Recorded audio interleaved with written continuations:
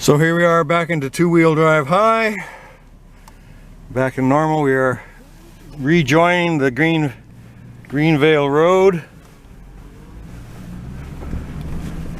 And we'll continue on a fairly easy track for the rest of this. Maybe I'll see if I can find where I came out the last time, but there's a bit of an S-turn here that goes up, and according to the GPS, it actually says that Greenvale is/was at the top of this climb. As far as I can tell, there is no buildings or constructions left. There is, like most of Nova Scotia here, there's always these fields, many of them abandoned, some of them turned into blueberry fields, but not too often do you find abandoned houses. Sometimes you'll find occupied houses or a hunting lodge or something to that effect, or like a hunting cabin, but otherwise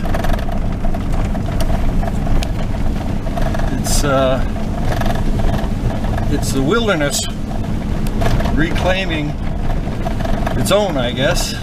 When the pioneers came here, starting about 1800 into the forests here, and they cleared the land, worked hard like crazy to construct homes and farms like over here. Here, let me just spin the camera around gently. That's an apple tree. Oh, and there's one over here, a real old apple tree. So these were orchards and farmland and stuff that pioneers did, and we, the modern generation,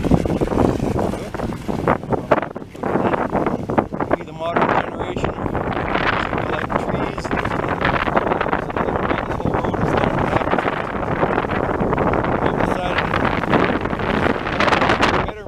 Made down at the tire factory or the pulp mill or at the Walmart or something, and the forest is taking what once was it belonged to them.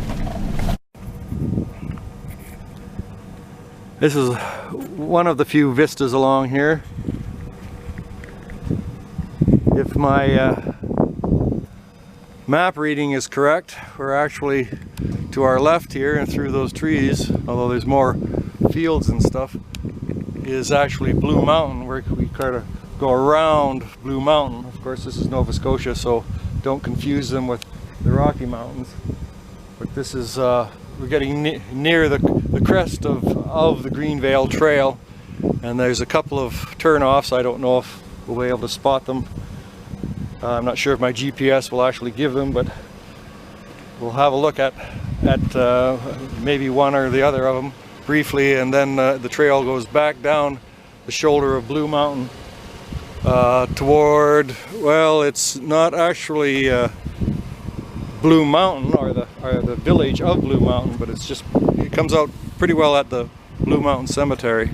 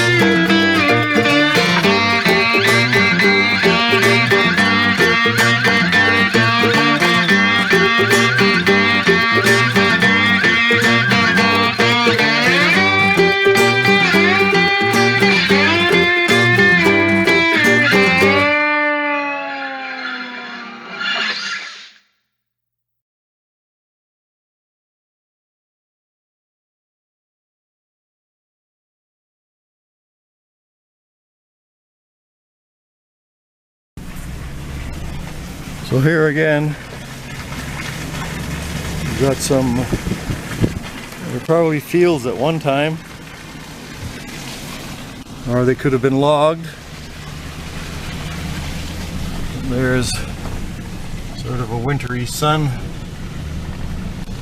See, there's lots of mud on the trails. There's a vista towards the west.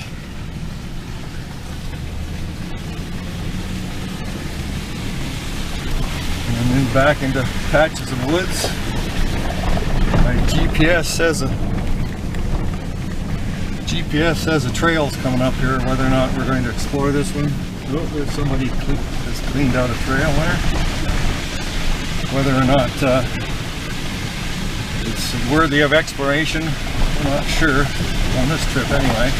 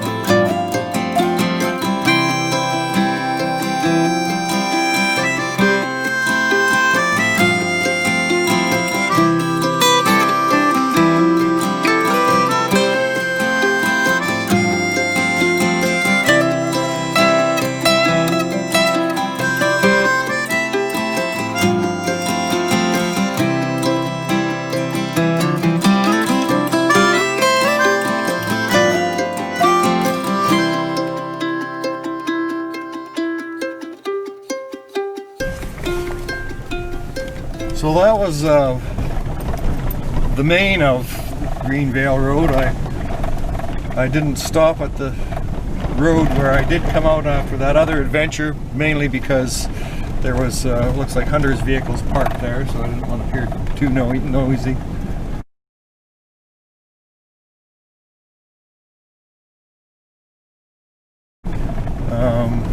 We're on the downhill run here. This goes down into the valley of the French River that also runs into the Northumberland Strait at Merrygamish. And as a matter of fact, rooftops are appearing in our view as I speak.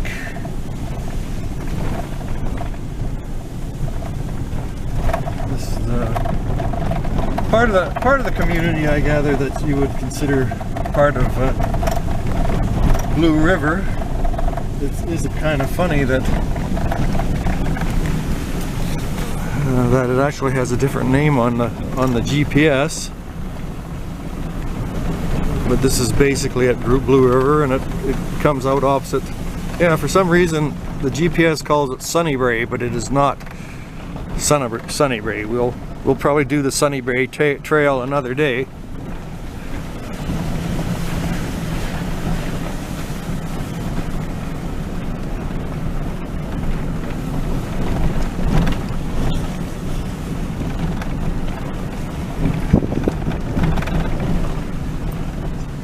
Here we are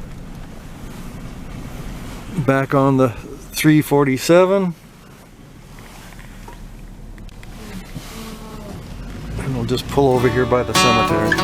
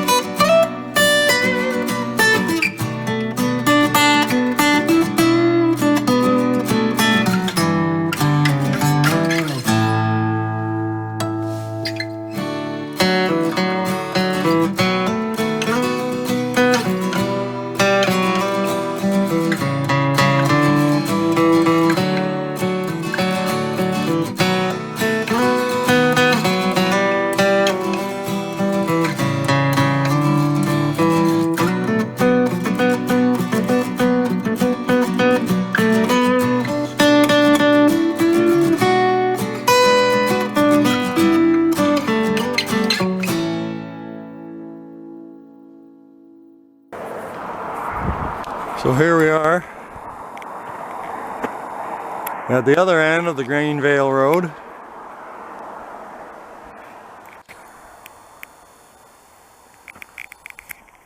Opposite the cemetery, the Blue Mountain Cemetery. So we'll probably wrap up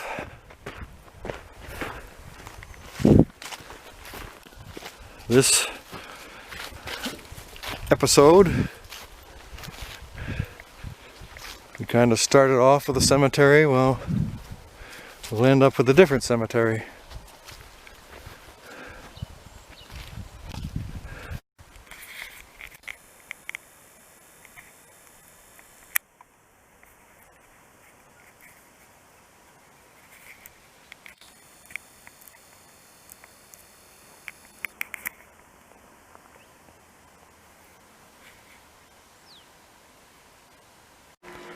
Before we wrap up this episode of the Backroads Explorer, I wanted to show some of the ways that I navigate on the back roads. My main source is a Magellan Roadmate. This basically supplies all the electronic, knowing where I am, showing me where I am, even if there's no roads on their maps. At least I can figure out where I am. I also am greatly indebted to the Nova Scotia Atlas. This is the 6th edition with their, oops, that one, with their 1 to 150,000 maps that give you all the land contours as well as the roads and trails and stuff like that. And when to verify that whatever updates may have happened, then I usually check out just Google Maps before I go out on the road, just to see if there's been any changes to some of the trails that may be marked as a small trail on the map, but actually turn out to be a well-used logging road or something like that I can get down. But the inspiration for these explorations is this, I think it's a 1979 reprint of an 1879 Atlas of Pictou County. And because so many times I find that the names of the roads, of the modern roads in the backcountry, if they have names, correspond with the names of the early pioneers who settled in the area. So it just adds a little bit of history. It helps with the research on these back roads that we find ourselves on in this neck of the woods. So once again, if what you see interests you at all, punch that thumbs up, give us a like, and subscribe, and we'll see you all again in our next video. As always, I'm Jack, the Backroads Explorer.